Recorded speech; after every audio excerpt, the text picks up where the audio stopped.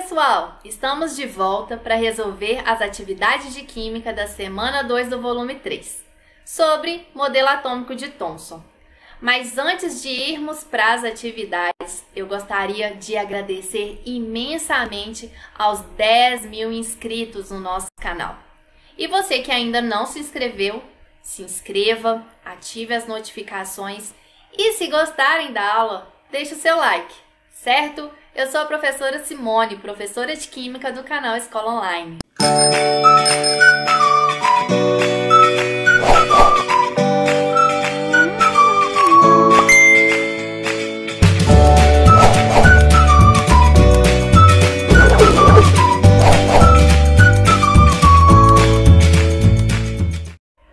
Como de costume, antes de irmos para as resoluções das atividades, vamos dar uma pequena introdução teórica.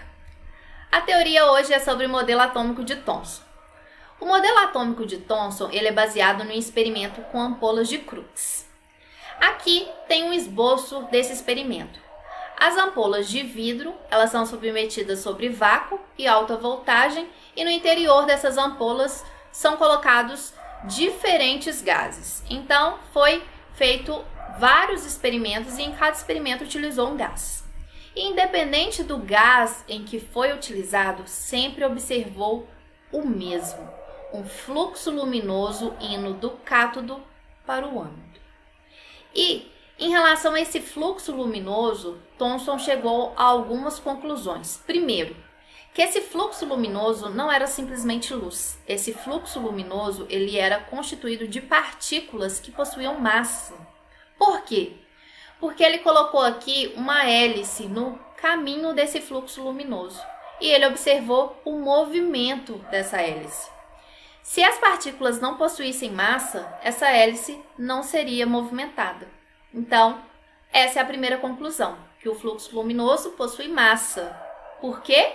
Porque ela pode mover a pequena hélice colocada dentro da ampola. E um segundo resultado, uma segunda conclusão de Thomson, que essas partículas do fluxo luminoso, elas possuíam carga negativa. Por quê?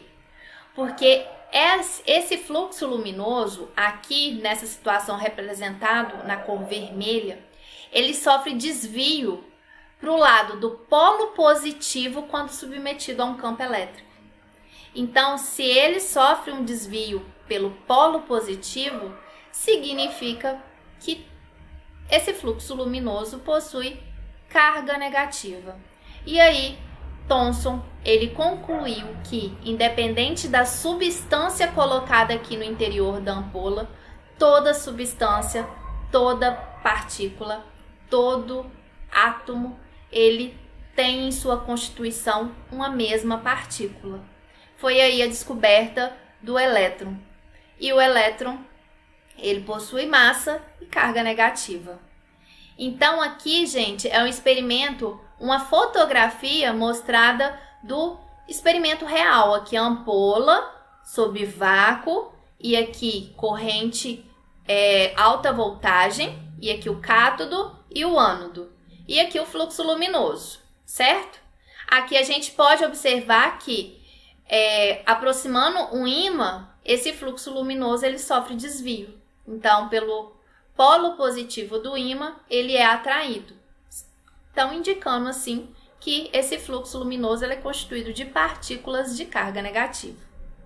Então, gente, o modelo de Thomson ele é baseado nesse experimento que a gente acabou de ver das ampolas de Crookes. E aí, com esse experimento, ele provou que o átomo ele possui partículas carregadas negativamente, muito menor e mais leve que o átomo, né? Então, por isso que ele denominou a partícula carregada negativamente como elétron, e esse elétron, como sendo menor que o átomo, ele faz parte desse átomo, ele é uma subpartícula, tá bom? Thomson descobriu uma partícula em outro experimento 1836 vezes mais pesada, que aí ele viu que era natureza positiva e ele chamou assim de próton. Então, a contribuição de Thomson, o modelo atômico de Thomson, ele provou a existência de duas subpartículas, duas partículas subatômicas, que são os elétrons e os prótons, tá bom? O modelo atômico de Thomson, ele ficou conhecido como pudim de passas, onde ele caracterizava o modelo sendo uma esfera de massa positiva com elétrons incrustados, similar a um pudim, onde teriam passas incrustadas, certinho?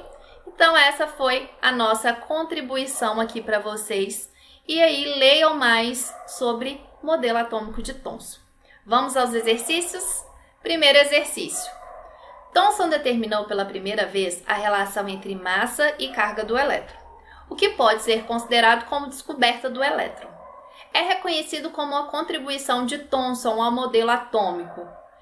Foi Thomson que falou que o átomo é indivisível? Não, isso foi Dalton. E aí, Thomson, na verdade, prova que o átomo, sim, é divisível. A existência de partículas subatômicas? Sim, essa foi uma contribuição de Thomson. Thomson falou que os elétrons ocupam níveis de energia discreto? Não, a gente vai ver que isso é no modelo atômico mais para frente. Foram descobertas que, na verdade, Thomson não tinha esse conhecimento. O experimento que ele fez não dava essa base para se afirmar isso. Os elétrons girarem em órbitas circulares ao redor do núcleo? Não.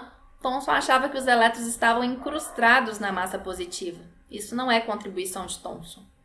O átomo possuir um núcleo com carga positiva e uma eletrosfera? Não. Nesse momento, Thomson também não tem a noção que o átomo possui um núcleo e uma eletrosfera. Isso será em modelos mais para frente, certo? Então, resposta da atividade 1, letra B. Atividade 2. No século XIX, começaram a aparecer evidências de que o átomo não era a menor partícula constituinte da matéria. Em 1897, tornou-se pública a demonstração da existência da partícula negativa, por um inglês de nome Thomson, certinho? Atividade 3. Cite as semelhanças e diferença entre os modelos atômicos de Thomson e o modelo atômico de Dalton. Antes da gente ir para essa atividade, eu gostaria de fazer uma pontuação. O modelo atômico ele foi sofrendo evoluções e à medida que foi do modelo de Dalton para o de Thomson, depois a gente vai ver o modelo de Rutherford, o modelo de Bohr, um modelo ele não tira os créditos do modelo anterior. Thomson, por exemplo, ele descobriu que em algumas situações Dalton estava errado. Por exemplo, quando Dalton falava que o átomo era indivisível, Thomson provou que na verdade não. O átomo ele possui sim partículas menores, né? Então o átomo é divisível. Mas o modelo de Thomson não exclui o modelo de Dalton. O modelo de Dalton, com os resultados do modelo de Dalton, a gente consegue explicar várias situações na química, mas não todas. Então, por isso que o modelo atômico ele passou por um processo de evolução. Então, vamos voltar aqui à atividade 3. É para citar a semelhança e a diferença. Primeiro, vamos à semelhança. Todos dois, tanto Thomson quanto Dalton, eles acreditavam que o átomo era esférico, maciço e neutro. Apesar de Thomson ter descoberto que o átomo é formado por partículas positivas e negativas, mas essas partículas elas ficam em equilíbrio e no final a gente tem um átomo neutro, certinho? Já as diferenças, Dalton afirma que o átomo é indivisível e Thomson afirma que o átomo possui subpartículas. Então é uma esfera positiva com cargas negativas incrustadas. E Thomson também ele explicou a natureza elétrica do átomo, certinho? Então, essas são algumas das semelhanças e diferenças do modelo atômico de Dalton e Thomson. Vamos à próxima atividade, atividade 4. Segundo o modelo de Thomson, o átomo poderia ser caracterizado por uma esfera gelatinosa com carga positiva, na qual estariam incrustados os elétrons neutralizando a carga positiva. Sim, isso é o que Thomson afirma. Letra B, não é maciço, mas é formado por um núcleo com carga positiva, no qual se concentra praticamente toda a sua massa, e ao seu redor do qual ficam os elétrons neutralizando a carga positiva. Thomson não tinha essa dimensão que o átomo era dividido em regiões núcleo e eletrosfera, que ele não sabia que o átomo, ele afirmava, na verdade, que o átomo era maciço. Então, essa letra B não encaixa no modelo de Thomson. É formado por elétrons que giram ao redor do núcleo em determinadas órbitas. Não. Thomson afirmava que os elétrons estavam incrustados na massa positiva. É neutro? Sim. Thomson afirmou que o átomo é neutro. Cercado de elétrons que estariam dispostos ao redor do núcleo. Não. Thomson afirma que o elétron está incrustado e não ao redor do núcleo como se fossem planetas ao redor do Sol. Certo? É formado por um pequeno núcleo maciço e positivo e os elétrons movimentam-se em órbitas estacionárias, sendo que nesse movimento não emitem energia. Thomson não afirmava nada sobre energia, nada sobre órbitas. Então, a resposta da atividade 4, letra A. Certinho? Última atividade, atividade 5. O átomo, na visão de Thomson, é constituído de cargas positivas e negativas. Tranquilo, né, pessoal? Então, encerramos as atividades. Mas para encerrar a aula, no final dessa semana tem um experimento. E aí, depois de descrito o experimento, questiona: o que aconteceu quando a régua foi colocada próximo a um pedaço de papel antes e depois do atrito? Tente explicar. Então, se vocês fizeram esse experimento atritando a régua, vocês viram que antes de atritar, você aproximou a régua do papel e nada aconteceu. E após atritar, quando você aproximou a régua, houve uma atração.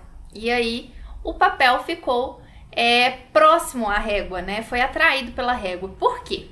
Então, aqui está um desenho. Não é uma régua, mas é um bastão de vidro e um outro material. Todos os dois estão neutros.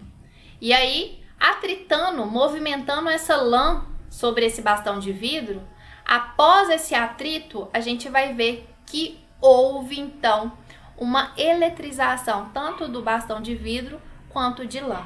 E eles estão carregados com cargas opostas. Se um ficou positivo, o outro ficou negativo. Se a gente pega e aproxima esse material eletrizado do papel, então aqui, ó, novamente, está atritando esse bastão aqui e aproximando ele de papéis bem pequenos, a gente vai ver uma atração aqui. O mesmo ocorre, por exemplo, se a gente atritar no próprio cabelo o pente, né? E aí, se aproximar esse pente de papéis pequenos, vocês vão ver também essa atração. Então, aqui tem uma proposta de resposta para vocês, para tentar explicar esse experimento. Então, quando dois materiais de composição diferente são atritados, um irá perder elétrons para o outro. A esse processo dá-se o nome de eletrização por atrito. Os processos de eletrização consistem em gerar um desequilíbrio no número de prótons e elétrons de um corpo qualquer. Lembrando, gente, que tem sempre movimentação de elétrons, tá bom? Mais pra frente, nos modelos mais pra frente, a gente vai entender por que são os elétrons que são movimentados. Um corpo eletrizado atrai um corpo neutro. É o que ocorre aqui. Se eu pegar esse bastão eletrizado e aproximar de um corpo neutro, ele vai ser atraído. O corpo neutro possui a mesma quantidade de elétrons e prótons ao se aproximar um corpo carregado negativamente ou positivamente de um neutro. Os prótons do corpo neutro serão atraídos pelos elétrons do outro corpo e os elétrons do corpo neutro serão repelidos. Certinho? Então, o que ocasiona aqui a atração. Certo? Então, nós finalizamos assim a nossa aula da semana 2. Novamente, eu gostaria de agradecer a todos os 10.000 inscritos do nosso canal. E se você ainda não se inscreveu, se inscreve aí. Se gostou da aula, deixa o like. E se não entendeu alguma coisa, deixa o comentário. Vai ser um prazer poder responder. Certinho? Então, nos vemos na próxima semana. Beijos!